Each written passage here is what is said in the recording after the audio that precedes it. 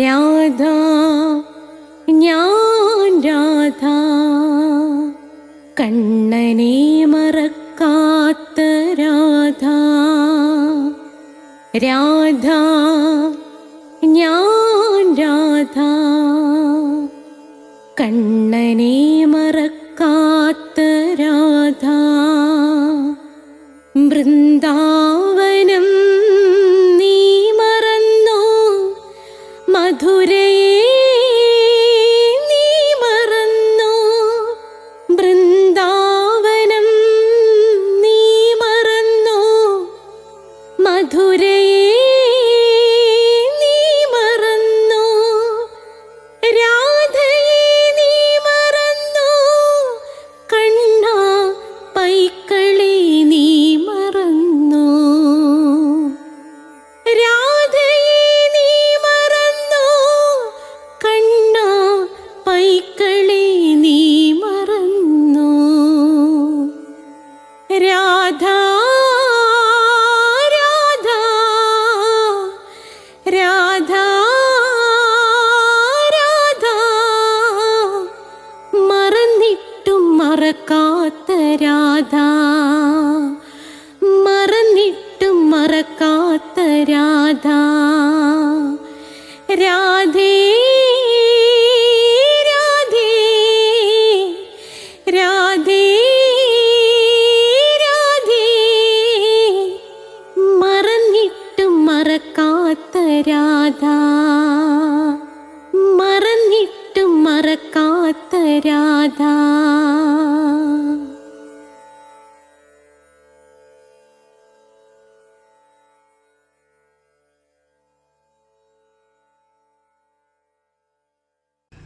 രാധേ രാധേ ഓ രാധേ രാധേ രാധേ രാധേ ഓ രാധേ രാധേ. രാധേ രാധേ എന്ന ചാനൽ രാധാഭക്തരെയും കൃഷ്ണഭക്തരെയും രണ്ട് കൈകളും നീട്ടി സ്വാഗതം ചെയ്യുന്നു. ചൊവ്വാഴ്ചയാകാൻ കാത്തിരിക്കുന്ന എൻ്റെ പ്രിയപ്പെട്ട രാധാഭക്തരെ സ്വാഗതം. നിങ്ങൾക്ക് സ്വാഗതം. രാധയുടെ പ്രണയം 75-ാമത്തെ അധ്യായം ആരംഭിക്കുകയാണ്. 75-ാമത്തെ എപ്പിസോഡ് ആരംഭിക്കുകയാണ്. അപ്പോൾ ഇത് പുതിയതായി സബ്സ്ക്രൈബ് ചെയ്തവർ ഒന്നേന്ന് കാണണമെന്നുണ്ടെങ്കിൽ പ്ലേലിസ്റ്റ് എടുത്താൽ മതി. പ്ലേലിസ്റ്റിനകത്ത് രാധയുടെ പ്രണയം ഒന്നേന്ന് കൊടുത്തിട്ടുണ്ട്. അതുപോലെ നിങ്ങൾ ആലോചിക്കുക, എല്ലാ തിങ്കളാഴ്ചയും 3 മണിക്ക് ഭഗവാൻ ശ്രീകൃഷ്ണനും രാധാജിയും അനുഗ്രഹിച്ചാൽ നാരായണീയം നിങ്ങൾക്ക് കിട്ടിയിരിക്കും. സബ്സ്ക്രൈബ് ചെയ്താൽ മതി. അതുപോലെ എല്ലാ ചൊവ്വാഴ്ചയും 12 മണിയാകുമ്പോൾ നിങ്ങൾക്ക് നിശ്ചയമായും രാധയുടെ പ്രണയം രാധാജി അനുഗ്രഹിച്ചാൽ കിട്ടിയിരിക്കും. എല്ലാ വ്യാഴാഴ്ചയും 12 മണിക്ക് നിങ്ങൾക്ക് നിശ്ചയമായും ഏത് കിട്ടിയിരിക്കും? അഷ്ടപതി കിട്ടിയിരിക്കും. പിന്നെ ബാക്കിയുള്ളത് അതാത് സമയത്ത് ഞാൻ റിലീസാക്കുന്നതാണ്.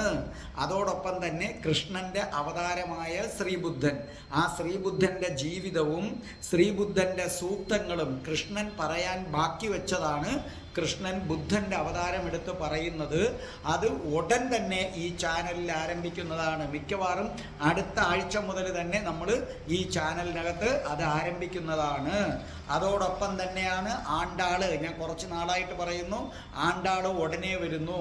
പ്ലേലിസ്റ്റിനകത്തുനിന്ന് നിങ്ങൾക്ക് അഷ്ടപതി കിട്ടും, നാരായണീയം ഇതിനു മുമ്പുള്ള ക്ലാസ്സുകൾ കിട്ടും. അതുകൂടാതെ നിങ്ങൾക്ക് ജ്യോതിഷമുണ്ട്. ഓരോ മാസത്തിൽ ജനിച്ചവരുടെ ഫലം, ഓരോ നക്ഷത്രക്കാരുടെ ഫലം. ജ്യോതിഷപരമായ സംശയത്തിന് എൻ്റെ ഫോൺ നമ്പർ ഡിസ്ക്രിപ്ഷൻ ബോക്സിൽ കൊടുത്തിട്ടുണ്ട്. 9645333999. നിങ്ങൾ അതിനകത്തേക്ക് വിളിച്ചാൽ മതി. പിന്നെ ഞാൻ കൃഷ്ണഭക്തനായിരുന്ന ഞാൻ എങ്ങനെ രാധാഭക്തനായി, അത് നിശ്ചയമായും നിങ്ങൾ കേൾക്കണം. പിന്നെ ഒരു വളരെ സെൻറ്റിമെൻ്റൽ അറ്റാച്ച്മെൻ്റ് ഉള്ള ഒരിടത്തൊരിടത്തൊരച്ഛനുണ്ടായിരുന്നു. അത് യഥാർത്ഥ സംഭവമാണ്.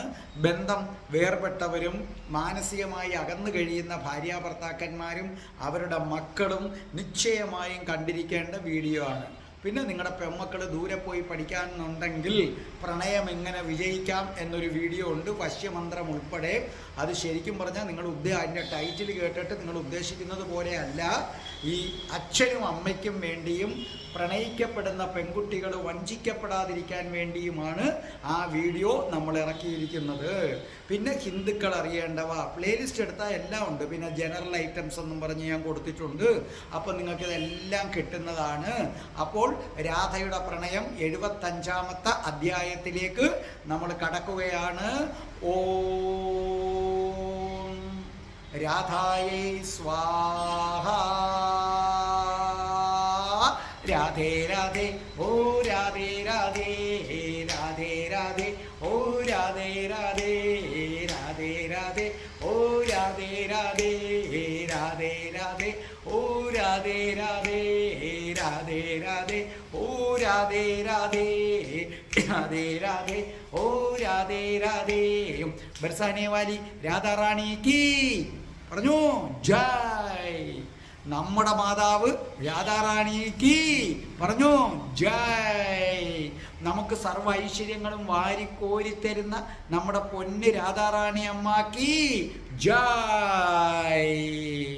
നമ്മളെ ഒരു രോഗവും വരാതെ നമ്മളെ കാത്തുരക്ഷിക്കുന്ന രാധാറാണി അമ്മാക്ക് ജയ്. രാധാജിക്ക് വളരെ ഇഷ്ടമുള്ളതാണ് ഈ പേര് പറഞ്ഞുള്ള ജയ് വിളി എന്ന് നിങ്ങൾ മറക്കരുത്, മനസ്സിലായില്ലേ? രാധാറാണിക്ക് ജയ് വലിയ ഇഷ്ടമാണ്. പിന്നെ ബർസാനെ വാലി രാധാറാണിക്ക് ജയ്, അത് വലിയ ഇഷ്ടമുള്ളൊരു കാര്യമാണ് രാധാറാണിക്ക്. അപ്പോൾ നമുക്ക് തുടങ്ങാം. രാധയുടെ പ്രണയം 75-ാമത്തെ എപ്പിസോഡ് ആരംഭിക്കുകയാണ്. കഴിഞ്ഞ എപ്പിസോഡ് നിർത്തിയെടുത്തെന്ന് നമുക്ക് തുടങ്ങാം. അതേ വിദർഭയിലെ രുക്മിണി താമസിക്കുന്ന വിദർഭയിലെ ശ്വേതകേതുവിൻ്റെ ആശ്രമത്തിലേക്ക് ബലരാമൻ വന്നു. കാരണം ശ്വേതകേതുവിൻ്റെ ഒരു സന്ദേശം ഉണ്ടായിരുന്നു, ബലരാമനെ കാണാൻ ഇവിടെ ഒരാൾ വന്നിരിക്കുന്നു എന്ന്. അപ്പോൾ ബലരാമൻ ആലോചിക്കുകയാണ്, വിദർഭയിൽ എന്നെ കാണാൻ ആരാണ് വരുന്നത്? രുക്മിണിക്ക് എന്നെ കാണേണ്ട ആവശ്യമില്ലല്ലോ, അവൾ കൃഷ്ണനെയാണല്ലോ കാണുന്നത്. അപ്പോൾ ബലരാമൻ ഒരു പിടിയും കിട്ടുന്നില്ല. ഒരല്പം ജിജ്ഞാസയും ഒരല്പം ആകാംക്ഷയും ഒക്കെ ആർക്കുണ്ട്? ബലരാമൻ ജ്യേഷ്ഠനുണ്ട്. അപ്പോൾ ബലരാമൻ ജ്യേഷ്ഠൻ ശ്വേതകേതുവിൻ്റെ അടുത്ത് പറഞ്ഞു, എന്നെ കാണാൻ ആരാണ് വന്നിരിക്കുന്നത്? അപ്പോൾ ശ്വേതകേതു പുഞ്ചിരിച്ചുകൊണ്ട് പറഞ്ഞു, ഒരു സ്ത്രീയാണ്. അപ്പോൾ ബലരാമൻ ജ്യേഷ്ഠൻ പറഞ്ഞു, സ്ത്രീയോ? എന്നെ കാണാനോ? സ്ത്രീയോ? ശ്വേതകേതു പുഞ്ചിരിച്ചുകൊണ്ട് പറഞ്ഞു, അതെ, അങ്ങയെ കാണാൻ വേണ്ടി മാത്രമാണ് വന്നത്. അപ്പോൾ ബലരാമൻ ജ്യേഷ്ഠൻ പറഞ്ഞു, കൃഷ്ണനെ കാണാനാണ് ഈ സ്ത്രീകൾ വരുന്നത്, എന്നെ കാണാനല്ല. തെറ്റിപ്പോയതാണ് ശ്വേതകേതു നിനക്ക്. അപ്പോൾ പറഞ്ഞു, ഇല്ല, ഈ സ്ത്രീ വന്നിരിക്കുന്നത് ബലരാമൻ ജ്യേഷ്ഠനെ കാണാൻ വേണ്ടി മാത്രമാണ് ഈ സ്ത്രീ വന്നിരിക്കുന്നത്. അപ്പോൾ ബലരാമൻ ജ്യേഷ്ഠൻ പറഞ്ഞു, ആരാണത്? അവരാ കുടിലുണ്ടെന്ന് പറഞ്ഞു. അപ്പോൾ ബലരാമൻ ജ്യേഷ്ഠൻ ആ കുടിലേക്ക് നോക്കിയപ്പോൾ കാണാം, ആ കുടിലിൽ നിന്ന് ആ വ്യക്തി വരികയാണ്. ആ വ്യക്തി പുറത്തേക്ക് വരികയാണ്. ബലരാമൻ ജ്യേഷ്ഠൻ അമ്പരന്ന് നിൽക്കുകയാണ്. ആ വ്യക്തി മന്ദം നടന്ന് ബലരാമൻ ജ്യേഷ്ഠന്റെ അടുക്കലേക്ക് വരികയാണ്. അപ്പോൾ ബലരാമൻ ജ്യേഷ്ഠനും അറിയാതെ നടന്ന് അങ്ങോട്ടേക്ക് പോവുകയാണ്. ബലരാമൻ ജ്യേഷ്ഠന് തൻ്റെ കണ്ണുകളെ വിശ്വസിക്കാൻ പോലും കഴിയുന്നില്ല. ഇതാര്? ബലരാമൻ ജ്യേഷ്ഠൻ സന്തോഷചിത്തനാണ് ആളിനെ കണ്ടപ്പോൾ. ആ നടന്നു വരുന്ന ആളിൻ്റെ മുഖമാകട്ടെ അതിനേക്കാൾ പ്രസന്നമാണ്, വിരിഞ്ഞ് പുഞ്ചിരിച്ചിങ്ങനെ നിൽക്കുകയാണ്. എൻ്റെ പ്രേക്ഷകരെ 1 മിനിറ്റ് സമയം തരാം. ആരാണ്? ഊഹിക്കൂ. 1 മിനിറ്റ് സമയം നിങ്ങൾ ഊഹിക്കൂ. ഈ സമയത്തിനുള്ളിൽ നിങ്ങൾ ഊഹിച്ചിട്ടുണ്ടോ? ഉണ്ടെങ്കിൽ കമന്റ് ബോക്സിൽ ഇടണം, കറക്റ്റായിട്ട് ഇടണേ. യെസ് സാർ, ഞങ്ങൾ ഊഹിച്ചു എന്ന് പറയാം. അതെ, ബലരാമൻ ജ്യേഷ്ഠൻ അതീവ സന്തോഷത്തോടു കൂടി ആ വ്യക്തിയെ കണ്ട് മുന്നോട്ട് വരികയാണ്.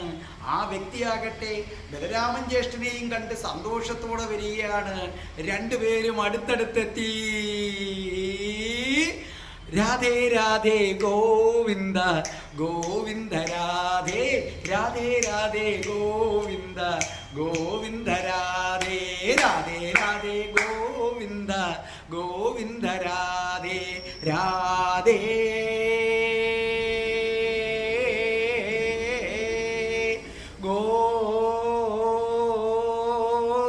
ഗോവിന്ദ രാധേ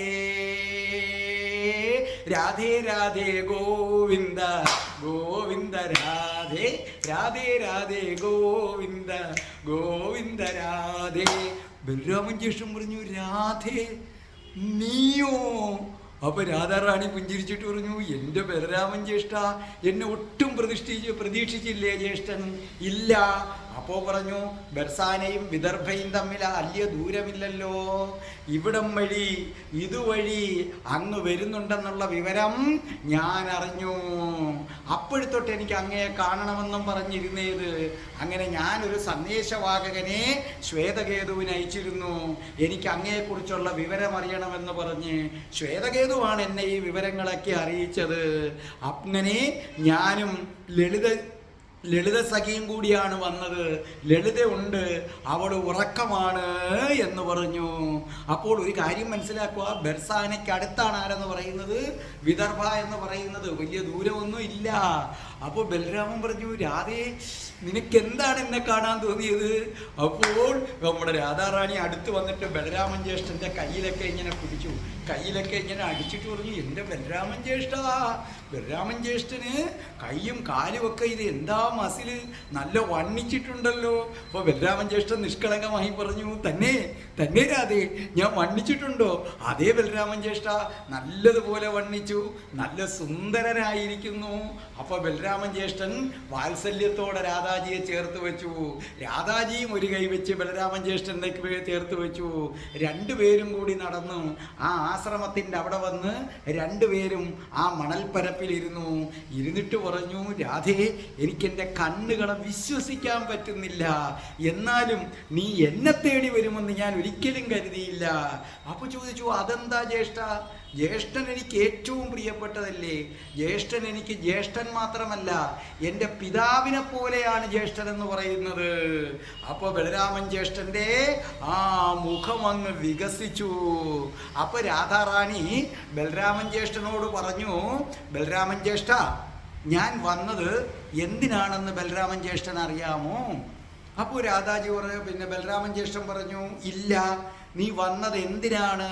പ്രധാനപ്പെട്ട കാര്യം എൻ്റെ ബലരാമൻ ജ്യേഷ്ഠനെ കാണാൻ. രണ്ടാമത്തെ കാര്യം, ഞാൻ എൻ്റെ ബലരാമൻ ജ്യേഷ്ഠൻ്റെ സന്ദേശം വായിച്ചായിരുന്നു. ബലരാമൻ ജ്യേഷ്ഠ, ആ സന്ദേശം വായിച്ചപ്പോൾ എനിക്ക് എന്ത് സന്തോഷം തോന്നിയെന്നറിയാമോ? ബലരാമൻ ജ്യേഷ്ഠ, ഞാനൊരു കാര്യം പറഞ്ഞാൽ എൻ്റെ ബലരാമൻ ജ്യേഷ്ഠൻ എനിക്കത് സാധിച്ചു തരുമോ? ഒരു കൊച്ചു കുട്ടിയെപ്പോലെ ചിണുങ്ങിക്കൊണ്ടാണ് ആര് ചോദിക്കുന്നത്? രാധാജി ചോദിക്കുന്നത്. അപ്പോൾ ബലരാമൻ ജ്യേഷ്ഠൻ പറഞ്ഞു, രാധേ നീ എന്ത് പറഞ്ഞാലും ഈ ബലരാമൻ ജ്യേഷ്ഠൻ സാധിച്ചു തരുമല്ലോ, ബലരാമൻ ജ്യേഷ്ഠന് ഏറ്റവും പ്രിയപ്പെട്ടതാണ് നീ.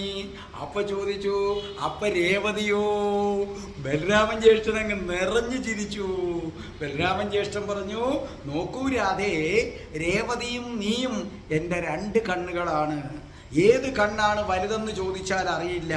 എങ്കിലും പെട്ടെന്ന് ബലരാമൻ ജ്യേഷ്ഠൻ്റെ മുഖം ഗൗരവം പൂണ്ടു. എങ്കിലും രാധേ, ഞാൻ പറയും, എനിക്കല്പം കൂടുതൽ പ്രിയപ്പെട്ടത് ആരാണെന്ന് ചോദിച്ചു കഴിഞ്ഞാൽ രാധേ നീ തന്നെയാണ്. രാധേ നീ പറയുകയാണ്, ഇന്ന് ഈ ബലരാമൻ ജ്യേഷ്ഠന് രേവതിയെ ഇഷ്ടമാണ്. പക്ഷേ രാധേ നീ പറയുകയാണ്, വേണ്ട ബലരാമൻ ജ്യേഷ്ഠ, രേവതിയെ വിവാഹം കഴിക്കണ്ട എന്ന് പറഞ്ഞാൽ നിശ്ചയം ഞാൻ വിവാഹം കഴിക്കില്ല. രാധയുടെ കണ്ണുകളങ്ങ് നിറഞ്ഞുപോയി. രാധാറാണി പറഞ്ഞു, ബലരാമൻ ജ്യേഷ്ഠ, ആ കൈകളെടുത്ത് തൻ്റെ കണ്ണുകളിൽ വെച്ചിട്ട് പറഞ്ഞു, ബലരാമൻ ജ്യേഷ്ഠ, ജ്യേഷ്ഠൻ്റെ സ്നേഹത്തിന് പകരം വെക്കാൻ ഈ പ്രപഞ്ചത്തിൽ ഒന്നുമില്ല ജ്യേഷ്ഠ, ഈ പ്രപഞ്ചത്തിൽ ഒന്നുമില്ല ജ്യേഷ്ഠ. ഞാൻ പറയുന്നു, കൃഷ്ണൻ ദൈവമാണെന്ന് എല്ലാവരും പറയുന്നു. അങ്ങനെയാണെങ്കിൽ ഈ രാധ പറയുന്നു, ബലരാമൻ ജ്യേഷ്ഠനെ സ്മരിക്കാതെ കൃഷ്ണനെ പ്രാർത്ഥിക്കുന്നവർക്ക് പൂർണ്ണ ഫലപ്രാപ്തി ഒരിക്കലും ഉണ്ടാകില്ല. ബലരാമൻ ജ്യേഷ്ഠൻ രാധാജിയുടെ കൈകളെടുത്ത് തൻ്റെ കൈകളിൽ വെച്ചിട്ട് പറഞ്ഞു. അപ്പോൾ രാധാജി ചോദിച്ചു, ബലരാമൻ ജ്യേഷ്ഠ, ഞാനൊരു കാര്യം ചോദിക്കട്ടെ? അപ്പോൾ ബലരാമൻ ചോദിച്ചു, എന്താണ്? രേവതി എങ്ങനെ, സുന്ദരിയാണോ? അപ്പോൾ ബലരാമനൊന്ന് പുഞ്ചിരിച്ചു. എന്നിട്ട് പറഞ്ഞു, എനിക്ക് അത്ഭുതം, എൻ്റെ ബലരാമൻ ജ്യേഷ്ഠനെ സാധാരണ ഒരു പെൺകുട്ടികൾക്കും അങ്ങനെ വീഴ്ത്താൻ പറ്റില്ല. ഈ കൊച്ചുമിടുക്കി ആരാണ്? ഇതൊരു പെൺപുലിയാണെന്നാണല്ലോ ഞാൻ അറിഞ്ഞത്. ശ്വേതകേതുവിന് കിട്ടിയ വിവരം അങ്ങനെയാണ്. അപ്പോൾ ബലരാമൻ ജ്യേഷ്ഠൻ പറഞ്ഞു, അവള് പുലിക്കുട്ടിയാണ് രാധേ, പുലിക്കുട്ടി ആയതുകൊണ്ടല്ലേ എനിക്ക് അവളെ ഇഷ്ടപ്പെട്ടത്. അപ്പോൾ ചോദിച്ചു, ഇനി എന്നാണ് വിവാഹം? അപ്പോൾ പറഞ്ഞു, വിവാഹം ഒക്കെ ഉറപ്പിച്ചു വെച്ചിട്ടുണ്ട് രാധേ, ഇനി ഞാൻ ഇവിടെ വരണം, മധുരയിൽ കുറേ പ്രശ്നങ്ങളുണ്ട്, അതെല്ലാം തീർത്തതിന് ശേഷം വേണം എനിക്ക് തിരിച്ചു ചെന്ന് രാധയെ അവളെ വിവാഹം കഴിക്കാനായിട്ട്. അപ്പോൾ രാധാജി വീണ്ടും പറഞ്ഞു, ബലരാമൻ ജ്യേഷ്ഠ, ഞാനൊരാഗ്രഹം പറഞ്ഞാൽ സാധിച്ചു തരുമോ? അപ്പോൾ പറഞ്ഞു, തീർച്ചയായിട്ടും, ഞാനത് നേരത്തെ പറഞ്ഞല്ലോ. ബലരാമൻ ജ്യേഷ്ഠ, എനിക്കൊരേ ഒരാഗ്രഹം, ബലരാമൻ ജ്യേഷ്ഠൻ്റെ വിവാഹത്തിന് എനിക്കറിയില്ല ഒരുപക്ഷെ വരാൻ പറ്റുമോ പറ്റത്തില്ലയോ. അപ്പോൾ പറഞ്ഞു, അതെന്താണ്? എൻ്റെ വിവാഹത്തിന് നീ വരണം, എൻ്റെ വിവാഹത്തിന് പിന്നെ നീ ഇല്ലാതെ പിന്നെ വേറെ ആരാണുള്ളത്? അപ്പോൾ പറഞ്ഞു, അതായിക്കോട്ടെ ബലരാമൻ ജ്യേഷ്ഠ, പക്ഷേ എനിക്ക് അതിനു മുമ്പ് രേവതിയെ കാണണം. ബലരാമൻ ജ്യേഷ്ഠൻ്റെ കണ്ണുകൾ വിടർന്നു. നിനക്ക് രേവതിയെ കാണണോ? അതെ, എൻ്റെ ബലരാമൻ ജ്യേഷ്ഠൻ മിന്നു കെട്ടാൻ പോകുന്ന ആ പെൺകുട്ടിയെ എനിക്ക് പിന്നെ കാണണ്ടേ ബലരാമൻ ജ്യേഷ്ഠ? അപ്പോൾ ബലരാമൻ ജ്യേഷ്ഠൻ പറഞ്ഞു, നിശ്ചയമായും. ബലരാമൻ ജ്യേഷ്ഠൻ കൈയടിച്ചു, ബുക്കുരു കുക്കുരു വരൂ. അപ്പോൾ ആ സമയത്ത് ബുക്കുരുവും കുക്കുരുവും വന്നു. അപ്പോൾ അവരുടെ കൂടെ ഉദ്ധവനും വന്നു. അപ്പോൾ ഉദ്ധവൻ രാധാജിയെ കണ്ട് ഞെട്ടി. ഉദ്ധവൻ പ്രണമിച്ചിട്ട് പറഞ്ഞു, രാധാജി പ്രണാമം.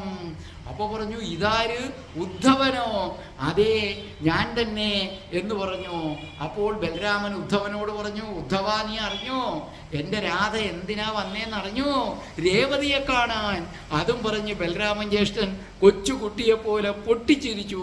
ഒരു പാവമാണ് ബലരാമൻ ജ്യേഷ്ഠൻ. അപ്പോൾ രാധാജി പറഞ്ഞു, എനിക്ക് രേവതിയെ കാണണം.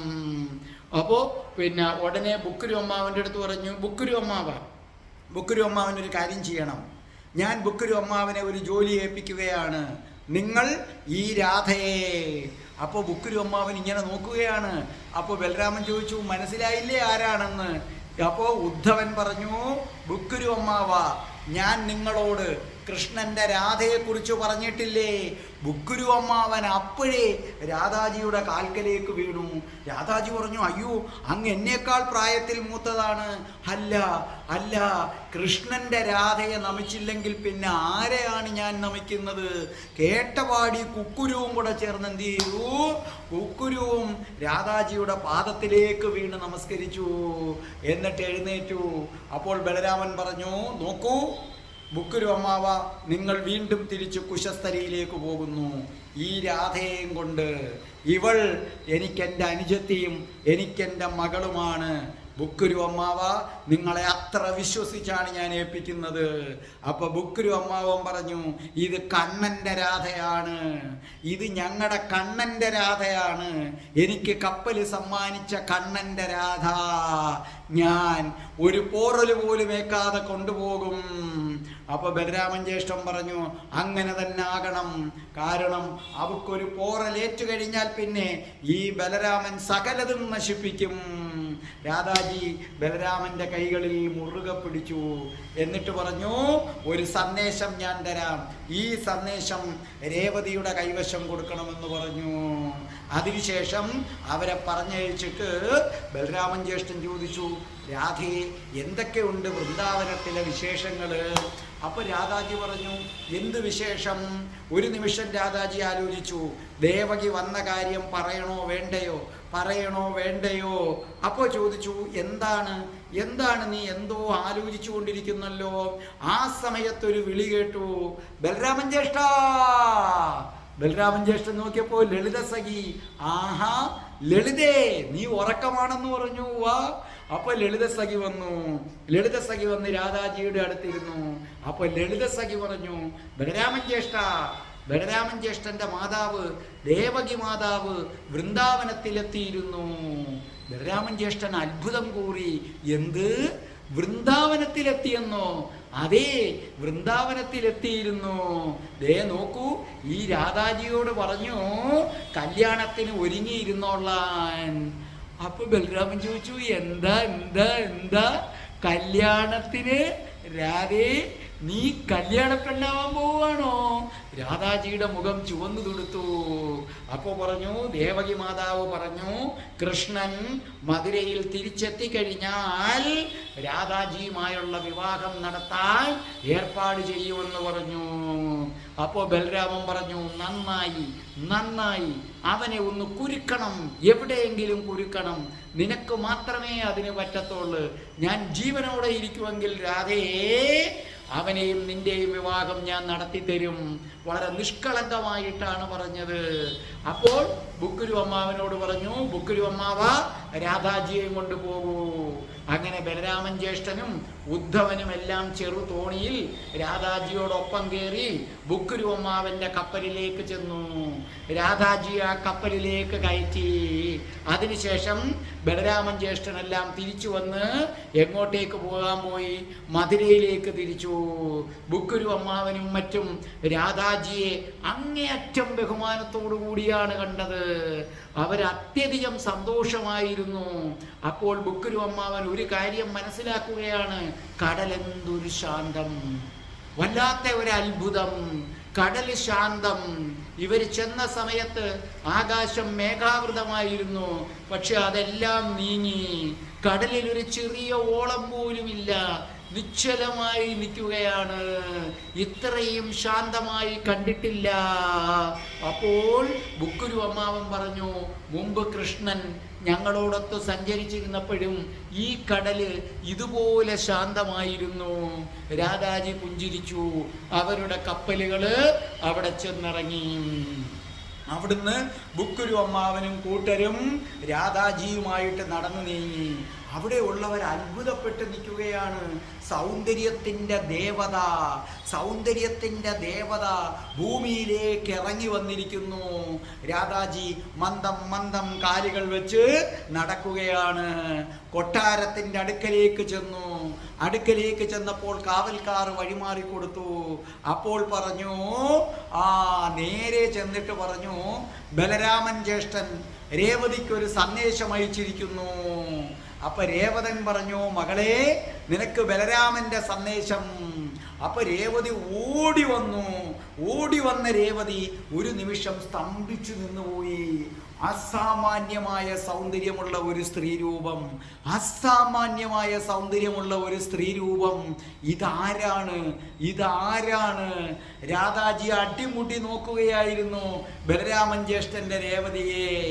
അപ്പോൾ ഈ സന്ദേശം ബലരാമൻ ജ്യേഷ്ഠൻ ആർക്ക് കൊടുത്തു? രേവതിയുടെ കൈകളിലേക്ക് കൊടുത്തു. ആ സന്ദേശം തുറന്നു വായിക്കുന്നതിന് മുമ്പേ രാധാജി രേവതിയുടെ കൈകളിൽ പിടിച്ചിട്ട് പറഞ്ഞു, രേവതി, എന്നെ അറിയുമോ? അപ്പൊ രേവതി ഇങ്ങനെ അത്ഭുതത്തിൽ നോക്കുകയാണ്. അപ്പോൾ പറഞ്ഞു, ഞാൻ വൃന്ദാവനത്തിൽ നിന്നാണ് വന്നിരിക്കുന്നത്. അപ്പോൾ പിന്നെ ഓടൻ രേവതി വിടർന്ന കണ്ണുകളാൽ പറഞ്ഞു, രാധ. അപ്പൊ രാധാറാണി ഞെട്ടിപ്പോയി. രാധാറാണി പറഞ്ഞു, എന്ത്? അതെങ്ങനെ അറിയാം എന്നെ? ബലരാമൻ ജ്യേഷ്ഠൻ പറഞ്ഞിട്ടുണ്ട് ഇത്രയും സൗന്ദര്യമുള്ള ഒരു സ്ത്രീ ഈ ഭൂമി മലയാളത്തിൽ ഇല്ല എന്ന് പറഞ്ഞിട്ടുണ്ട്. വൃന്ദാവനത്തിൽ നിന്ന് വരുന്നെങ്കിൽ അത് രാധയാണ്, കണ്ണന്റെ രാധ. പെട്ടെന്ന് സന്ദേശം വായിച്ചു കഴിഞ്ഞിട്ട് രേവതി ചേർത്തു വെച്ചു. രാധയും രേവതിയും വാരിപ്പുണർന്നു. അന്ന് അവരൊരുമിച്ചാണ് കിടന്നത്. രേവതിയും രാധാജിയും ഒന്നിച്ചാണ് കിടന്നത്. അപ്പോൾ രാധാജി രേവതിയോട് പറഞ്ഞു, രേവതി ഭാഗ്യവതിയാണ്. അപ്പൊ രേവതി ഒന്ന് പുഞ്ചിരിച്ചു. എന്നിട്ട് പറഞ്ഞു, നോക്കൂ, എൻ്റെ ബലരാമൻ ജ്യേഷ്ഠൻ പാവമാണ്, ശുദ്ധനാണ്, മനസ്സിൽ യാതൊരുവിധ കളങ്കങ്ങളുമില്ല. അപ്പോൾ ഒരു കുസൃതി ചോദ്യം രേവതി ചോദിച്ചു, കൃഷ്ണനോ? അപ്പൊ രാധാറാണി ഒരു കള്ളച്ചിരി ഇരിച്ചിട്ട് പറഞ്ഞു, അത് കള്ളകൃഷ്ണനാണ്. അത് കള്ളകൃഷ്ണനാണ്. ജ്യേഷ്ഠൻ പാവമാണ്. ഒരു നിഴല് പോലെ കൃഷ്ണന്റെ പിന്നാലെ എപ്പോഴുമുണ്ട്. ഇവിടെ മാത്രമേ ഉള്ളൂ കൃഷ്ണനില്ലാതെ ബലരാമൻ ജ്യേഷ്ഠൻ വന്നത്. എനിക്കുറപ്പാണ് രേവതി, അതുപോലും കൃഷ്ണൻ പറഞ്ഞിട്ടായിരിക്കും. ബലരാമൻ ജ്യേഷ്ഠൻ ചെല്ല് എന്ന് പറഞ്ഞിട്ടായിരിക്കും.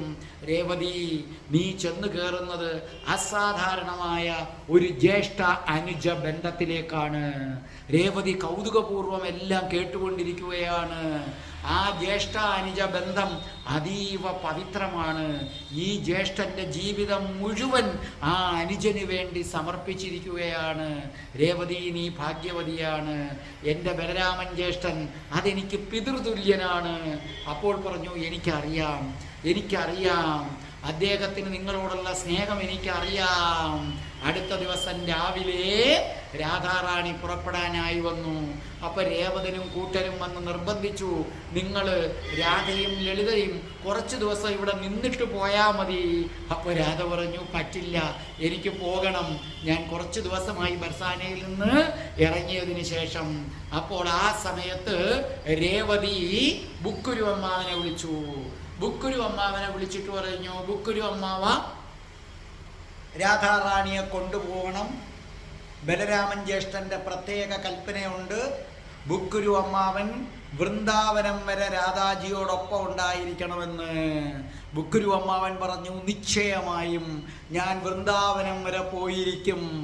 അപ്പോൾ പറഞ്ഞു ബുക്കുരു അമ്മാവ, ഇവിടുന്ന് ബുക്കുരു അമ്മാവൻ പോകുന്നത് ഒറ്റയ്ക്കല്ല. അപ്പോൾ ബുക്കുരു അമ്മാവൻ പറഞ്ഞു, പിന്നെയോ?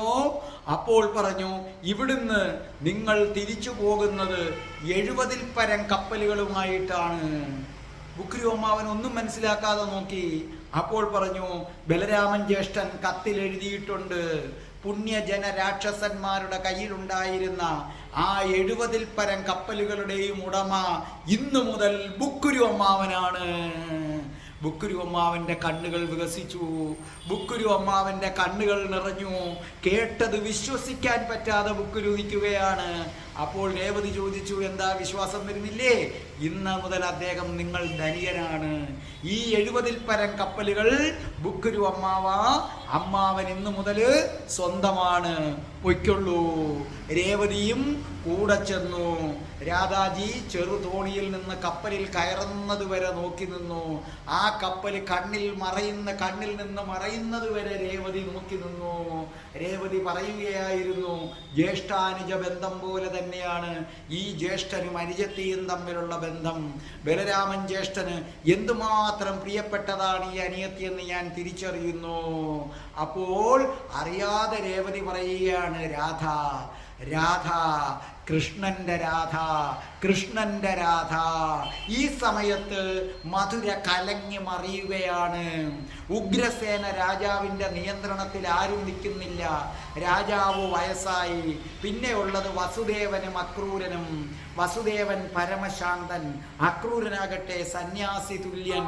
അപ്പോഴേക്കും യദുകുലം ആകപ്പാടെ ഛിന്ന ഭിന്നമാകുന്ന നിലയിലേക്ക് വരികയാണ്. ഈ സമയത്ത് ഉഗ്രസേനന്റെ 5 മക്കളും ഈ യുദ്ധത്തിൽ കൊല്ലപ്പെട്ടിരുന്നു. ഈ ഉഗ്രസേനന്റെ മകളിൽ ഉഗ്രസേനന് വളരെ പ്രിയപ്പെട്ട മകളാണ് കംസ. ഈ കംസയെ വിവാഹം കഴിച്ചിരിക്കുന്നത് വസുദേവന്റെ സഹോദരനായ ദേവഭാഗനാണ്. ഇവർക്ക് 3 മക്കളാണുള്ളത്. ഈ പറയുന്നത് ശ്രദ്ധിച്ചു കേട്ടോളണം. ഉഗ്രസേന മഹാരാജാവിൻ്റെ മകളാണ് കംസ. ഈ കംസയെ വിവാഹം കഴിച്ചിരിക്കുന്നത് ശ്രീകൃഷ്ണന്റെ പിതാവായ വസുദേവന്റെ സഹോദരനായ ദേവഭാഗനാണ് വിവാഹം കഴിച്ചത്. ഇവർക്ക് 3 മക്കളാണ്. ഏറ്റവും മൂത്ത മകന്റെ പേര് ചിത്രകേതു. ഈ ചിത്രകേതുവിനെ ഒട്ടും ഇഷ്ടമല്ല. ചിത്രകേതു ഓരോ കാര്യങ്ങൾക്കായിട്ട് ഇങ്ങനെ ഓടി നടക്കുകയാണ്. ശൂരവംശത്തിൻ്റെ കാര്യങ്ങൾക്കായിട്ട് ഓടി നടക്കുകയാണ്. അതുകൊണ്ട് തന്നെ ചിത്രകേതുവിനെ ആർക്കിഷ്ടമല്ല? ഈ അമ്മയായ കംസയ്ക്ക് ഇഷ്ടമല്ല. പിന്നെ 2ാമത്തെ മകനുണ്ട്, മനസ്സിലായില്ലേ? അത് കഴിഞ്ഞുള്ള ഏറ്റവും ഇളയ മകനാണ് ആരെന്ന് പറയുന്നത് ഉദ്ധവൻ. ഈ ഉദ്ധവനെ ഒട്ടും ഇഷ്ടമല്ല. ഉദ്ധവൻ ജനിച്ചു കുറച്ചു കഴിഞ്ഞപ്പോൾ ഉദ്ധവന്റെ വളരെ ചെറിയ പ്രായത്തിൽ തന്നെ കൃഷ്ണൻ്റെ കൂടെ കളിക്കാൻ മധുരയ്ക്ക് വിട്ടത് ഒട്ടും ആർക്കിഷ്ടപ്പെട്ടിരുന്നില്ല, കംസയ്ക്ക് ഇഷ്ടപ്പെട്ടിരുന്നില്ല. ഉദ്ധവനാകട്ടെ കൃഷ്ണൻ്റെ നിഴല് പോലെ നടക്കുന്നു. ചില സമയത്ത് ഇവർ വിചാരിക്കാറുണ്ട്, ഈ കൃഷ്ണനും അതേ കണക്ക് ഉദ്ധവനും എന്തെങ്കിലും പറ്റി മരിച്ചു പോയിരുന്നെങ്കിലും കുഴപ്പമില്ല. കാരണം അവർക്കത്ര കണ്ട് കൃഷ്ണനെ ഇഷ്ടമല്ല. എന്തുകൊണ്ട് ഇഷ്ടമല്ല? അവരുടെ ഏറ്റവും പ്രിയപ്പെട്ടത് നടുക്കുള്ള മകനാണ് ബൃഹദ്ബലൻ. അവന് രാജാവകാശം കൊടുക്കണം, അവന് രാജ്യാവകാശം കിട്ടണമെന്നാണ് ആരുടെ ആഗ്രഹം? കംസ പല തവണ ഉഗ്രസേന രാജാവിനെ സമീപിച്ചിട്ട് പറഞ്ഞു, എൻ്റെ മകൻ ബൃഹദ്ബലനെ യുവരാജാവാക്കൂ, അവൻ മിടുക്കനാണ്, അവൻ ജരാസന്ധൻ്റെ അടുത്ത് ആദ്യം പോയി ഒത്തുതീർപ്പാക്കി കൊണ്ടുവന്നില്ലേ എന്നൊക്കെ പറയുമ്പോഴും അദ്ദേഹം പറയും, ഇല്ല, കൃഷ്ണൻ വരട്ടെ, കൃഷ്ണൻ വരട്ടെ. അപ്പോൾ തൻ്റെ മകൻ ബൃഹദ്ബലന്റെ പുരോഗതിക്ക് തടസ്സം കൃഷ്ണനാണെന്ന് കംസ വിശ്വസിക്കുന്നു. ഒരു ദിവസം കംസ ഉറച്ച കാൽവയ്പ്പുകളോടെ ചെന്നിട്ട് ഉഗ്രസേനന്റെ അടുത്ത് പറഞ്ഞു, രണ്ടിലൊന്ന് തീരുമാനിക്കൂ, കൃഷ്ണൻ പോയിട്ട് 1 വർഷമാകുന്നു, കൃഷ്ണൻ ഇനി തിരിച്ചു വരില്ല. അപ്പോൾ ആ സമയത്ത് ഗർഗാചാര്യൻ വന്നു. ഗർഗാചാര്യനോട് ഉഗ്രസേനൻ പറഞ്ഞു, കാരണം ഉഗ്രസേനനും ബൃഹദ്ബലനെ രാജാവാക്കിയാൽ കൊള്ളാമെന്നൊരാഗ്രഹമുണ്ട്. അപ്പോൾ ഉഗ്രസേനൻ പറഞ്ഞു, ഇങ്ങനെയാണ് പറയുന്നത്, കൃഷ്ണൻ ഇനി വരില്ല എന്ന്. അപ്പൊ ഗർഗാചാര്യൻ പറഞ്ഞു, വരും. അപ്പൊ കംസ ചോദിച്ചു, വന്നില്ലെങ്കിലോ? നിങ്ങളിപ്പോൾ ബൃഹദ്ബലനെ രാജാവായി അഭിഷേകം ചെയ്യൂ.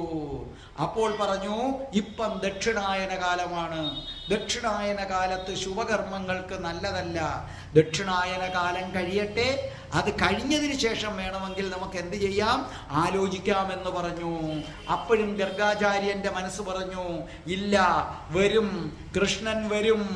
ഈ സമയത്ത് പ്രത്യോദരന്റെ മരണശേഷം സൈന്യത്തിന്റെ ചുമതല ഏറ്റെടുത്ത ശംഖു ഓടിക്കതച്ചു കൊണ്ടുവന്നിട്ട് പറഞ്ഞു, അവൻ വരുന്നു, അവൻ വരുന്നു. അപ്പൊ ചോദിച്ചു, ആര് വരുന്നു? കൃഷ്ണൻ വരുന്നു. ഗർഗാചാര്യൻ ഒരു ദീർഘനിശ്വാസം വിട്ടു.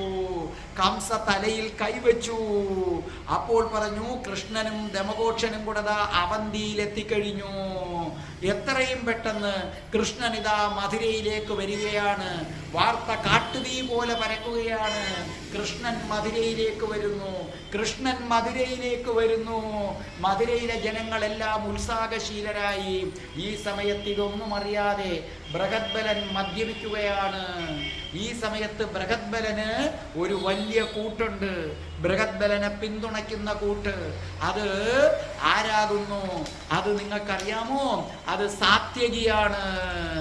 ആ ബലരാമനെ പിന്തുണയ്ക്കുന്നത് ആരാണ്? സാത്യകിയാണ്. അതായത് നിങ്ങൾക്കറിയാം അതാരാണ്? സത്യഭാമയുടെ സഹോദരനായ സാത്യകി. ആ സാത്യകിയാണ് ആരെന്ന് പറയുന്നത് ഇവിടെ പിന്തുണയ്ക്കുന്നത്. അപ്പൊ സാത്യകി ബഹുമിടുക്കനാണ്. സാത്യകിയെ സംബന്ധിച്ചിടത്തോളം എന്താണ്? സാത്യകിക്ക് എപ്പോഴും യുദ്ധം ചെയ്യണം, ഏത് സമയത്തും യുദ്ധം ചെയ്യണം. മിടുക്കനാണ്, സത്രാജിത്തിന്റെ മകനാണ്. സാത്യകിക്ക് മറ്റൊരു പേരുണ്ട്, യുയുധാനനൻ എന്നൊരു പേരും കൂടെ ഉണ്ട്. അപ്പോൾ ഈ സാത്യകിയുടെ വിചാരം, ബൃഹദ്ബലൻ രാജാവായാൽ താൻ സൈന്യാധിപനാണ്, തനിക്ക് ആക്രമിച്ച് രാജ്യങ്ങൾ കീഴടക്കാം. ഈ സമയത്ത് ബൃഹദ്ബലൻ മദ്യപിച്ചു കൊണ്ടിരുന്നപ്പോൾ വന്നിട്ട് പറഞ്ഞു, വിഡ്ഢികളെ നിർത്തൂ. അപ്പൊ ബൃഹദ്ബലൻ പറഞ്ഞു, എന്തിനു നിർത്തുന്നു? ഞാൻ യുവരാജാവാകാൻ പോകുന്നു. അപ്പോൾ സാത്യകി പറഞ്ഞു, നീ ഒന്നുമാകാൻ പോകുന്നില്ല, നീ യുവരാജുമാകുന്നില്ല, ഒന്നും. ദാ കൃഷ്ണൻ വരുന്നു. അവർക്ക് വിശ്വസിക്കാൻ പറ്റിയില്ല. എന്ത്? കൃഷ്ണൻ വരുന്നു എന്നോ? അതെ, കൃഷ്ണൻ വരുന്നു. കൃഷ്ണൻ അവന്തിയിൽ എത്തിക്കഴിഞ്ഞു. എത്രയും പെട്ടെന്ന് കൃഷ്ണൻ എങ്ങോട്ടേക്ക് വരുന്നതാണ്? മധുരയിലേക്ക് വരുന്നതാണ്. എല്ലാവരും സ്തംഭിച്ചു നിന്നു. എന്നിട്ട് ഒരു കാര്യവും കൂടെ പറഞ്ഞു, നിങ്ങൾ ഒന്നും കൂടെ കേൾക്കുക. കൃഷ്ണൻ ജരാസന്ധനെ പരാജയപ്പെടുത്തി. അപ്പൊ ബൃഹദ്ബലൻ പറഞ്ഞു, അസംഭാവ്യം അല്ല, അസംഭാവ്യം. കൃഷ്ണൻ ജരാസന്ധനെ പരാജയപ്പെടുത്തി. ശ്രീകാല വാസുദേവനെ വധിച്ചു. വിജയശ്രീ ലാളിതനായിട്ടാണ് വരുന്നത്. എന്ത് ചെയ്യണമെന്നറിയാൻ വയ്യാതെ അവരെല്ലാവരും പരിഭ്രാന്തരായിട്ടിരുന്നു. സാത്യകി പറഞ്ഞു, ഞാൻ നിന്നോടൊപ്പം ഉണ്ട്, ഏത് കാര്യത്തിനുമുണ്ട്. ഒരു കാരണവശാലും കൃഷ്ണൻ മധുരയിലെ യുവരാജാവാകാൻ പാടില്ല. അത് കഴിഞ്ഞ് 2 ദിവസം കഴിഞ്ഞപ്പോൾ മധുരാ നഗരിയിലേക്ക് വരികയാണ് കണ്ണൻ. കണ്ണൻ വരികയാണ്, ശ്രീകൃഷ്ണൻ വരികയാണ്, രാധയുടെ കണ്ണൻ വരികയാണ്. നാരായണ നാരായണ നാരായണ. വൻ സ്വീകരണമാണ് മധുര ഒരുക്കിയത്, വൻ സ്വീകരണം. എല്ലാവരും ചെന്നു. പലരും കൃഷ്ണനെ ഹാരങ്ങൾ അണിയിച്ച് സ്വീകരിക്കാൻ തുടങ്ങി. ആദ്യം കൃഷ്ണൻ, കൃഷ്ണന്റെ തൊട്ടു പിന്നിൽ ഉദ്ധവൻ, ഉദ്ധവന്റെ പിന്നിൽ ദമഘോഷൻ, അതിൻ്റെ പിന്നിൽ ആളുകൾ കാണുകയാണ് അസാമാന്യമായ സൗന്ദര്യമുള്ള ഒരു സ്ത്രീ, അസാമാന്യമായ സൗന്ദര്യമുള്ള ഒരു സ്ത്രീ. സകലരും അവളിലേക്ക് നോക്കിയിരിക്കുകയാണ്. പക്ഷെ അവളൊരു മുഷിഞ്ഞ വെള്ള വസ്ത്രമാണ് ധരിച്ചിരിക്കുന്നത്. അവളുടെ മുഖത്ത് കോപം ഇങ്ങനെ സ്ഫുരിച്ചു നിൽക്കുകയാണ്. അതെന്തുകൊണ്ടാണെന്ന് ആർക്കും മനസ്സിലാകുന്നില്ല. അത് ശൈബ്യയാണ്, അത് ശൈബ്യയാണ്. എല്ലാവരും അങ്ങോട്ടേക്ക് വരികയാണ്, എല്ലാവരെയും സ്വീകരിച്ചു. ആ സമയത്ത് ത്രിവക്ര ഓടി വന്ന് കൃഷ്ണന്റെ കാൽക്കൽ നമസ്കരിച്ചു. അത് കണ്ടപ്പോൾ ശൈബ്യയ്ക്ക് വല്ലാത്ത ദേഷ്യം തോന്നി. ഈ കൃഷ്ണന്റെ കാൽക്കൽ ഇതെന്തിനാണ് ഈ ത്രിവക്ര വന്ന് നമസ്കരിക്കുന്നത്? അതിൻ്റെ പുറവിന് കാണാം സാന്ദീപ മുനിയും വന്നിരിക്കുന്നു. അവരെല്ലാവരും കൂടെ ചെന്നു മാതാവിനെ വണങ്ങിയതിനു ശേഷം ത്രിവക്രയെ വിളിച്ചിട്ട് കൃഷ്ണൻ ഒരു പുഞ്ചിരിയോടുകൂടി പറഞ്ഞു, ത്രിവക്രേ, ഇന്നു മുതൽ നിന്റെ ചുമതല ഈ ശൈബ്യയെ നോക്കുകയാണ്. ഈ ശൈബ്യയുടെ എല്ലാ കാര്യങ്ങളും നീ നോക്കണം. അവളൊരു രാജകുമാരിയാണ്, രാജകുമാരിയായി ജീവിച്ചവളാണ്, അവൾക്കൊരു കുറവും വരരുത്. അപ്പൊ ശൈബ്യ പറഞ്ഞു, നിർത്തു, നിന്റെ ഈ മധുരവാക്കുകൾ എനിക്ക് കേൾക്കണ്ട. ചതിയിൽ പുരണ്ട മധുരവാക്കുകളാണ് നിന്റേത്. ത്രിവക്ര അമ്പരന്ന് പോയി. അപ്പോഴും കൃഷ്ണൻ പുഞ്ചിരിച്ചു. ത്രിവക്രയോട് പറഞ്ഞു, ഒന്നുമില്ല, ഇവളൊരു പുലിയാണ്, ഇവൾ അല്പനേരം ഒന്ന് മെരിഞ്ഞു വരണം, അത്രയേ ഉള്ളൂ. ത്രിവക്ര പറഞ്ഞു, ശൈബ്യേ, നീ എൻ്റെ കൂടെ വരൂ. കൃഷ്ണൻ പറഞ്ഞു, ചെല്ലു, നിന്റെ കാര്യങ്ങളൊക്കെ ഇനി നോക്കുന്നത് ആരാണ്? ത്രിവക്രയാണെന്ന് പറഞ്ഞു. അങ്ങനെ കൃഷ്ണൻ വന്നതോടുകൂടി മധുരാപുരി മാറാൻ തുടങ്ങി. അപ്പോൾ ഇവർ കണ്ടു കൃഷ്ണന്റെ കൂടെ പത്മാവതി, ശ്രീഗാലവന്റെ പത്നി പത്മാവതി കൊടുത്തയച്ച സ്വർണവും കുതിരയും എല്ലാം ഉണ്ട്. അപ്പൊ കൃഷ്ണൻ പറഞ്ഞു, ഈ സ്വർണം കൊണ്ടുപോയി രഥങ്ങൾ വാങ്ങിക്കൂ. അടുത്ത രാജ്യങ്ങളിൽ നിന്ന്, തൊട്ടടുത്ത രാജ്യങ്ങളിൽ നിന്ന് രഥം വാങ്ങിക്കാനായിട്ട് ആളുകൾ പോയി. അപ്പൊ കൃഷ്ണൻ പറഞ്ഞു, ഇന്നു മുതൽ ഓരോ യാദവനും ഒരു രഥമുണ്ടായിരിക്കണം എന്ന് മാത്രവുമല്ല, കാർത്തിക മാസത്തിലെ പൗർണമി നാളിൽ നമ്മൾ രഥോത്സവം നടത്താൻ പോവുകയാണ്. അതുകൂടാതെ മധുരയിലെ ഓരോ യുവാവും ഇന്നു മുതൽ സൈനികാഭ്യാസം നടത്തിയിരിക്കണം. ഗുരു സാന്ദീപ മുനി അതിനായിട്ടാണ് വന്നിരിക്കുന്നത്. ഇത് സത്രാജിത്തിന്റെ മകനായ സാത്യകിക്ക് ഇഷ്ടപ്പെട്ടു. സാത്യകി പറഞ്ഞു, അത് കൊള്ളാം. സാത്യകിക്ക് എപ്പോഴും ഇങ്ങനെ ആക്രമണം ഇഷ്ടമാണ്. സാത്യകി പറഞ്ഞു, അത് കൊള്ളാം, വീണ്ടും ഇവൻ നമ്മുടെ സൈന്യത്തെ പുനരുജ്ജീവിപ്പിക്കുകയാണ്. കംസൻ നിർത്തിവെച്ചതാണ് രഥോത്സവം. കാരണം രഥോത്സവത്തിൽ യുദ്ധാഭ്യാസ പ്രകടനങ്ങളുണ്ട്. അതിനകത്ത് ഇവൻ എന്താകും? യാദവര് മിടുക്കരാകരുത് എന്ന് മാത്രവുമല്ല, അശ്വപരിപാലനം പ്രായം ചെന്ന ഗദാനനിൽ നിന്ന് എടുത്തു മാറ്റി ശംഖുവിന് കൊടുക്കുകയും ചെയ്തു. ഈ സമയത്ത് ശൈബ്യ കൃഷ്ണന്റെ മാതാവായ ദേവകി മാതാവിൻ്റെ അടുക്കൽ ചെന്നു. അപ്പൊ ദേവകി മാതാവ് ഒരു തൊട്ടിലില് കൃഷ്ണന്റെ സ്വർണ്ണ പ്രതിമയിട്ടിങ്ങനെ ആട്ടി താരാട്ട് പാടുകയാണ്. ദേവകി മാതാവിനെ സംബന്ധിച്ചിടത്തോളം കൃഷ്ണൻ എത്ര വളർന്നാലും ഈ കുട്ടിയാണ്. അപ്പൊ ശൈബി ചോദിച്ചു, അമ്മേ, ഇതാരാണ് ഈ തൊട്ടിലിൽ കിടക്കുന്നത്? അപ്പൊ ദേവകി മാതാവ് പറഞ്ഞു, അതോ, അതെൻ്റെ കൃഷ്ണൻ, എൻ്റെ ഉണ്ണിക്കണ്ണൻ. ശൈബിയെ സംബന്ധിച്ചിടത്തോളം കൃഷ്ണനെ സംബന്ധിക്കുന്ന ഒന്നും അവൾക്ക് ഇഷ്ടമല്ല. അപ്പൊ ശൈബ്യ പറഞ്ഞു, ഈ പ്രതിമ എന്തിനാണ് അമ്മയെ പൂജിക്കുന്നത്? അല്ലെങ്കിലും ഇതിന് അമ്മയുടെ മകന്റെ രൂപമില്ലല്ലോ, അമ്മയുടെ മകൻ ഇപ്പോൾ വളർന്ന് വലുതായില്ലേ? ദേവകി ഒന്ന് പുഞ്ചിരിച്ചിട്ട് പറഞ്ഞു, മകളെ, അവൻ ജനിച്ച സമയത്ത് ഒരു മിന്നായം പോലെ ഞാൻ കണ്ടിരുന്നു. പിന്നെ 16 വർഷം അവൻ്റെ ആ രൂപമാണ് എൻ്റെ മനസ്സിലുണ്ടായിരുന്നത്. അവൻ എത്ര വളർന്നാലും ശരി, എന്നെ സംബന്ധിച്ചിടത്തോളം മകളെ, അവൻ എൻ്റെ പഴയ കൃഷ്ണനാണ്. ആ കൃഷ്ണനാണ് എനിക്കുള്ളത്. അപ്പൊ ശൈബ്യ പറഞ്ഞു, എന്തായാലും ഞാൻ ഒരു കാര്യം പറയാം. ഒരു കൊച്ചിൻ്റെ സ്വർണ്ണ പ്രതിമ വെച്ച് ഇങ്ങനെ ഇട്ട് ആട്ടുക എന്ന് പറയുന്നത് വിഡ്ഢിത്തരമാണ്. മറ്റുള്ളവർ അത് കേട്ട് ഞെട്ടി. അപ്പൊ ത്രിവക്ര പറഞ്ഞു, മര്യാദയ്ക്ക് സംസാരിക്കണം ശൈബ്യയെ. ത്രിവക്ര മാത്രമാണ് ശൈബ്യയുടെ ഇടപെടുന്നത്. നീ പറയുന്ന പലതും ഞാൻ കേട്ടിട്ടുണ്ട്. പക്ഷെ ദേവകി അമ്മയുടെ ഈ കൃഷ്ണനെ കുറിച്ച് എന്തെങ്കിലും പറഞ്ഞാൽ അട്ടി നിനക്ക് കിട്ടിയിരിക്കും. ശൈബ്യ ക്രൂദ്ധയായിട്ടൊന്ന് നോക്കി. ദേവകി ഇടപെട്ടു. ദേവകി പറഞ്ഞു, സാരമില്ല, ഒന്നുമില്ല മോളെ, ഓരോരുത്തര് ഓരോന്ന് കാണുന്ന കാഴ്ചപ്പാടാണ്. അപ്പോൾ ശൈബ്യ പറഞ്ഞു, നോക്കൂ മാതാവേ, നിങ്ങളുടെ മകനുണ്ടല്ലോ കൃഷ്ണൻ, അവൻ ദുഷ്ടനാണ്. അപ്പോഴേക്കും ത്രിവക്രയ്ക്ക് വല്ലാത്ത കലിയായി. നീ ആരാണ് ദേവകിയുടെ? അപ്പൊ ദേവകി അമ്മ പറഞ്ഞു, നിർത്ത്, അവൾക്ക് പറയാനുള്ളത് പറയട്ടെ. ശൈബ്യ അമ്പരന്ന് നിൽക്കുകയാണ് ഈ ശാന്തത കണ്ടിട്ട്. നോക്കൂ, നിങ്ങളുടെ മകൻ എൻ്റെ എല്ലാമായിരുന്ന എൻ്റെ അമ്മാവനായ ശ്രീ ഗാലവാസുദേവനെ വധിച്ചവനാണ്. ശ്രീ ഗാലവാസുദേവന്റെ ഒരു പ്രതിമ ഞാനും ഇതുപോലെ പൂജിച്ചിരുന്നു. അപ്പോൾ വന്ന് ദേവകി തലയിൽ കൈവച്ചിട്ട് പറഞ്ഞു, മകളെ, നീ ശാന്തമായിരിക്കൂ. ഇതെല്ലാം നിശ്ചയിക്കുന്നത് നമ്മളല്ല, മുകളിലിരുന്ന ഒരാളാണ് നിശ്ചയിക്കുന്നത്. അതുകൊണ്ട് നീ ശാന്തയായിരിക്കൂ, കുഴപ്പമില്ല. ത്രിവക്രയെ, നീ ശൈബിയോട് ഒരിക്കലും കയർത്ത് സംസാരിക്കരുത്. ത്രിവക്ര പറഞ്ഞു, ഞാൻ പലപ്പോഴും കൃഷ്ണൻ പറഞ്ഞതുകൊണ്ട് സംയമനം പാലിച്ച് നിൽക്കുകയാണ്. എന്നിട്ട് ത്രിവക്ര ശൈബിയെടുത്ത് പറഞ്ഞു, നീ ആരാണ് ഇങ്ങനെ കിടന്ന് ഞങ്ങളുടെ അടുത്തൊക്കെ ചൂടാകാനായിട്ട്? ഞങ്ങളുടെ ഔദാര്യത്തിലാണ് നീ കഴിയുന്നത്. അപ്പോൾ പെട്ടെന്ന് ദേവകി പറഞ്ഞു, അരുത്, കൃഷ്ണൻ കൊണ്ടുവന്ന അതിഥിയാണിത്. ഇത് കേൾക്കുമ്പോൾ ശൈബിക്ക് പിന്നെയും കലിയാണ്. എവിടെ നോക്കിയാലും കൃഷ്ണൻ.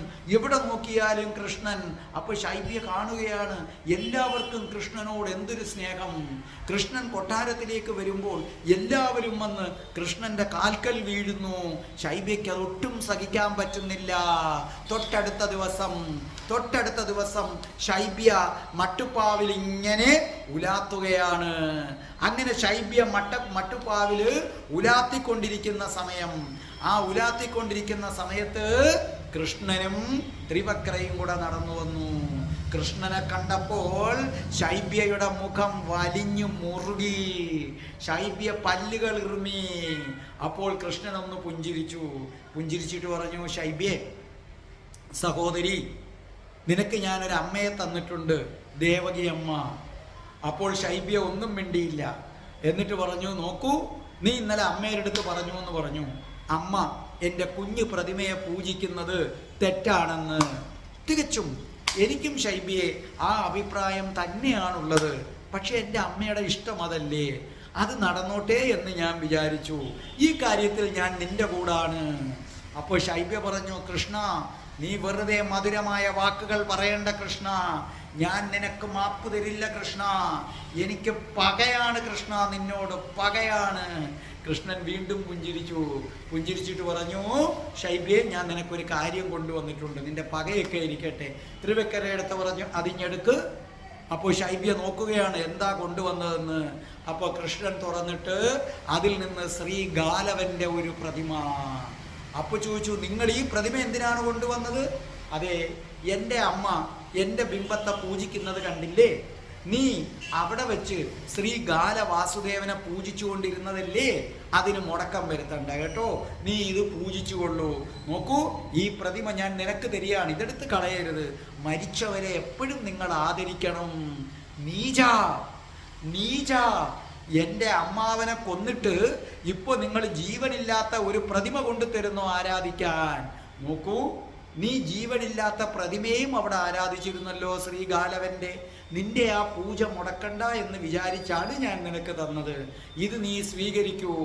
അപ്പോൾ പറഞ്ഞു, കൃഷ്ണ, നീ ഇതൊക്കെ ചെയ്യുന്നത് എന്തുകൊണ്ടാണെന്ന് എനിക്കറിയാം.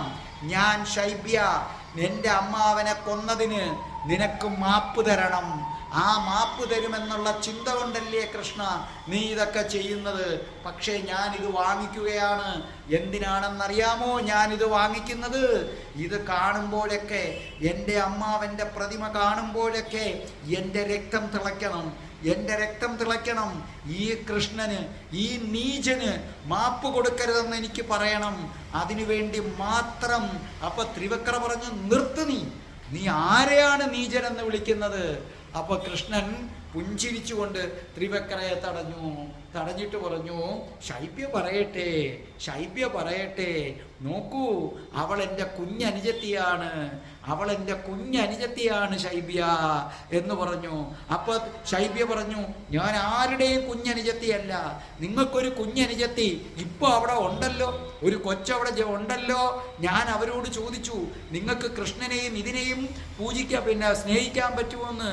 അതേ, നിങ്ങളൊരു കാര്യം മനസ്സിലാക്കുക, കൃഷ്ണൻ വന്നു കഴിഞ്ഞപ്പോഴേക്കും കൃഷ്ണനൊരു കുഞ്ഞനുജത്തി ഉണ്ടായി, സുഭദ്ര.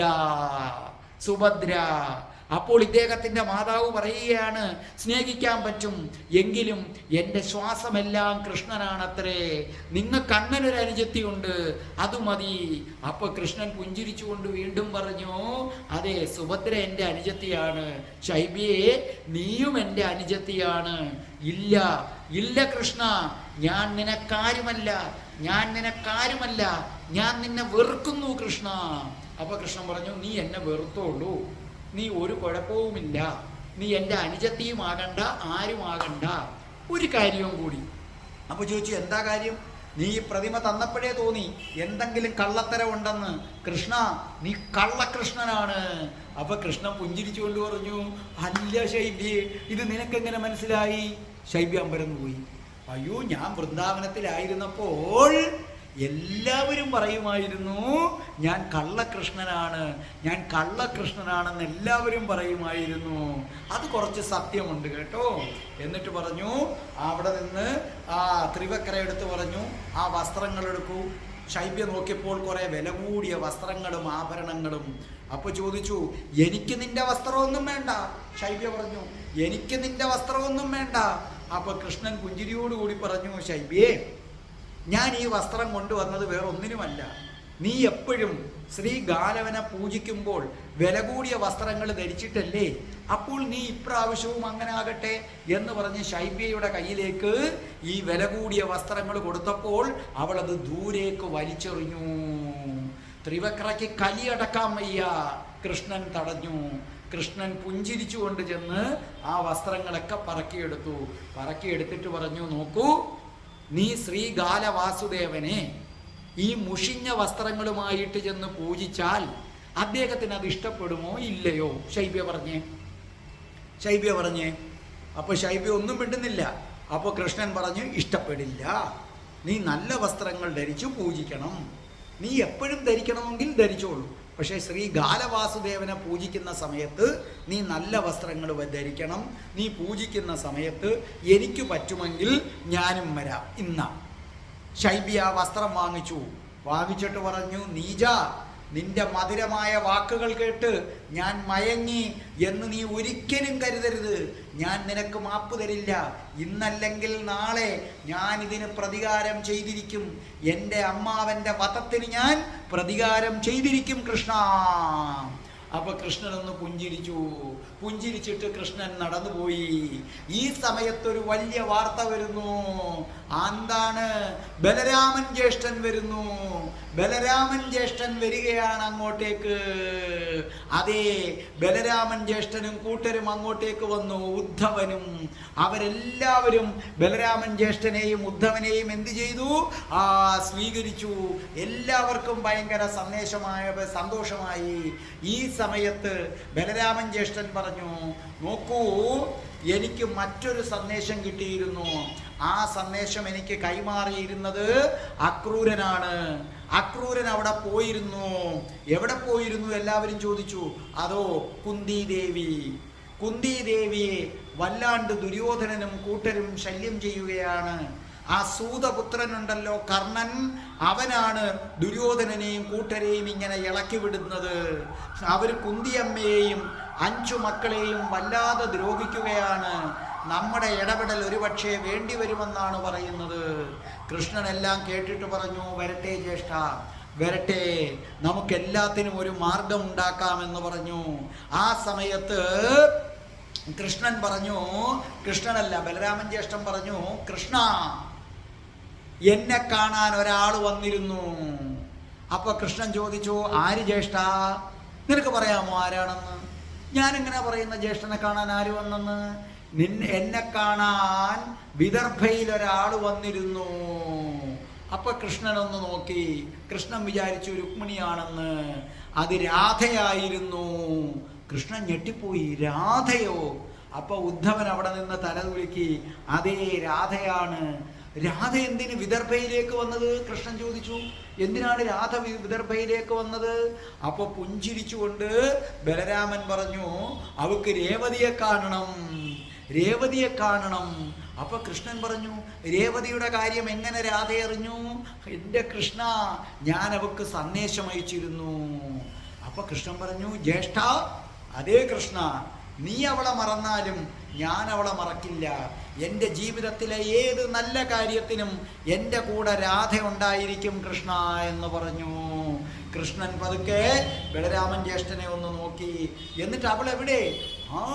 അവളെ ഞാൻ ബുക്കുരുവും കുക്കുരുവും അമ്മാവൻ്റെ കൂടെ രേവതിയെ കാണാൻ വേണ്ടി അങ്ങോട്ടേക്ക് വിട്ടിരിക്കുകയാണെന്ന് പറഞ്ഞു. ഈ സമയത്ത് ശംഖു വന്നു. ശംഖു വന്നിട്ട് പറഞ്ഞു, ഒരു പ്രധാനപ്പെട്ട സന്ദേശവുമായി വൃന്ദാവനത്തിൽ നിന്ന് ആള് വന്നിരിക്കുന്നു. അപ്പോൾ കൃഷ്ണൻ പറഞ്ഞു, വൃന്ദാവനത്തിൽ നിന്നോ? എവിടെ? കൃഷ്ണൻ ആ സന്ദേശം വാങ്ങിച്ചു. വാങ്ങിച്ചിട്ട് കൃഷ്ണൻ വായിക്കാൻ തുടങ്ങി. യമുന അനുസരണക്കേട് കാണിച്ചു തുടങ്ങി. കൃഷിക്കാരുടെ കൃഷി വരണ്ട് നശിക്കുകയാണ്. എന്നിട്ട് അവിടേക്ക് ഒഴുകാൻ കൂട്ടാക്കുന്നില്ല. നിങ്ങൾ രണ്ടുപേരും എത്രയും പെട്ടെന്ന് വൃന്ദാവനത്തിലേക്ക് വരണം. വൃന്ദാവനത്തിലേക്ക് വന്ന് വൃന്ദാവനത്തിലെ പശുക്കളെയും ഗോക്കളെയും ഒക്കെ രക്ഷിക്കണം. കാരണം യമുനാ നദി ഒഴുകാത്തത് കൊണ്ട് കൃഷിയും നശിക്കുന്നു, പുല്ലുകളുമൊക്കെ വാടിക്കരിഞ്ഞു പോയിരിക്കുന്നു എന്ന് പറഞ്ഞു. അപ്പോൾ ദേവകി അമ്മ അങ്ങോട്ടേക്ക് വന്നു. ദേവകി അമ്മ അങ്ങോട്ടേക്ക് നടന്നു വന്നിട്ട് ചോദിച്ചു, എന്താ സന്ദേശം കൃഷ്ണ? അപ്പോൾ പറഞ്ഞു, വൃന്ദാവനത്തിലെ സന്ദേശമാണ് അമ്മേ. വൃന്ദാവനത്തിലെ സന്ദേശമോ? അതേ അമ്മേ, വൃന്ദാവനത്തിലെ സന്ദേശമാണ്. അവിടെ യമുന വൃന്ദാവനത്തിലെ ജനങ്ങളെ അനുസരിക്കുന്നില്ല. അപ്പൊ ബലരാമൻ ജ്യേഷ്ഠൻ പറഞ്ഞു, അമ്മേ, വൃന്ദാവനത്തിലേക്ക് പോയിട്ട് എത്ര നാളായി? നമ്മുടെ പഴയ ആ സതീർത്ഥരെയൊക്കെ ഒന്ന് കാണണം. കൃഷ്ണ, നമ്മൾ വൃന്ദാവനത്തിലേക്ക് പോകുന്നു.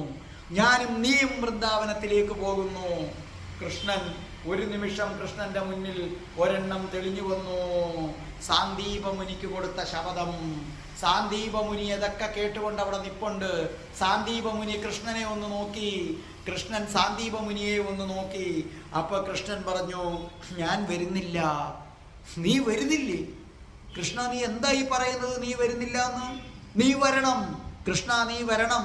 നമുക്ക് നമ്മളെ കൂടെയുള്ള എല്ലാവരെയും കാണണ്ടേ? അപ്പോൾ കൃഷ്ണൻ വീണ്ടും സാന്ദീപമുനിയെ ഒന്ന് നോക്കി. ഈ സമയത്ത് എന്തു ചെയ്തു? ദേവകി അമ്മ മുന്നോട്ടേക്ക് വന്നു. ദേവകി അമ്മ മുന്നോട്ടേക്ക് വന്നതിന് ശേഷം ദേവകി അമ്മ പറഞ്ഞു, കൃഷ്ണ, ഞാൻ നിന്റെ മാതാവാണ്. ഞാൻ നിന്നോട് പറയുകയാണ്, നീയും ബലരാമനും വൃന്ദാവനത്തിലേക്ക് പോകുന്നു.